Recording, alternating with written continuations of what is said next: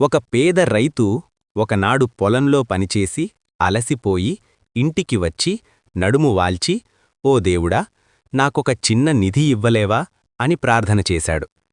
ఆకస్మాత్తుగా అతని ముందొక సంచి పడింది. మరుక్షణమే అతనికలా వినపడింది, ఈ సంచిలో నీకొక బంగారు నాణెం దొరుకుతుంది. దాన్ని తీస్తే ఇంకొకటి దొరుకుతుంది. తడవకు ఒకటి చొప్పున దానినుంచి నీకు ఎన్ని నాణాలైనా దొరుకుతాయి. నీకు చాలినన్ని తీసుకున్నాక ఈ సంచిని నదిలో పారెయ్యి. అయితే ఒక్కటి గుర్తుంచుకో, సంచిని నదిలో పారేసేదాకా నువ్వా డబ్బును ఖర్చు చెయ్యరాదు. అలా ఖర్చు చేశావో నువ్వు తీసిన డబ్బు యావత్తూ మాయమవుతుంది. రైతు పరమానందం చెంది ఆ రాత్రల్లా సంచిలోంచి బంగారు నాణేలు తీసి ఒక గోతన్నించాడు. మర్నాడు అతనికి ఇంట్లో తిండి లేదు. సంచిని నదిలో పారేసిన దాకా బంగారాన్ని వాడటానికి లేదు.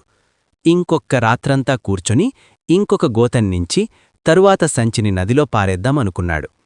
ఇలా చాలా రోజులు గడిచాయి. గోతాలు బంగారు నాణాలతో నిండుతున్నాయి.